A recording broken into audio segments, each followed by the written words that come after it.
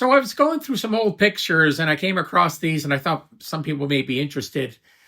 This picture here is Tongue and Groove Studios, which used to be the old Studio 4 recording studio in Philadelphia. And it was in the basement of an office complex.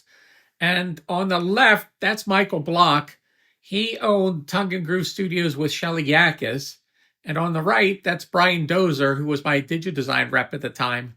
And I was taking him through, showing him different studios.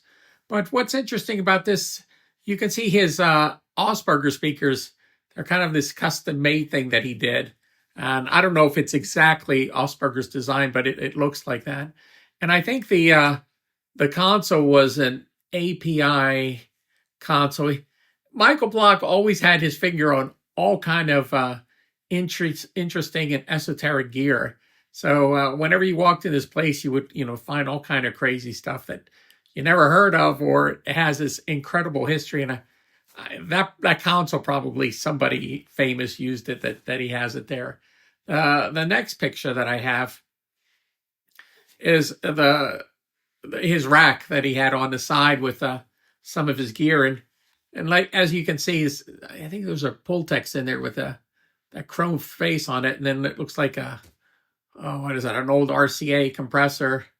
And there's some stuff there I just don't recognize what it is. But like I said, always crazy kind of stuff that he had in his studio. And he also sold and bought things and traded it. And Michael Block's background is, I think his father was in the radio business.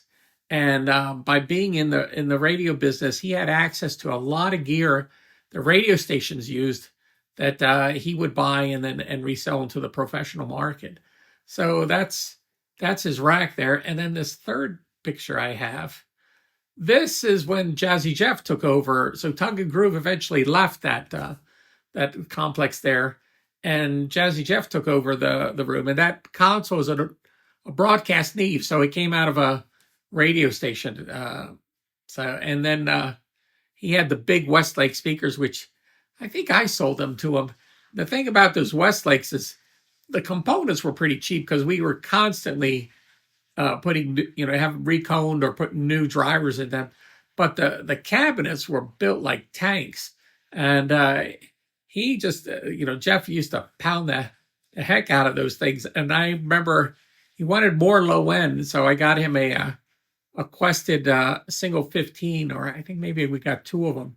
And that made him happy. But he eventually got rid of the Westlakes and went to 410 Questeds. And he still has them. In fact, I just ordered 8 new 10-inch woofers for his speakers, so they're going into a studio down in Delaware. But I think this is the room across the hallway from the first picture. There used to be, I think there was an SSL in there. Then when Jeff took it over, he put this Neve in there, and you can see he has his D88s and even has the Tascam, the hard disk recorder.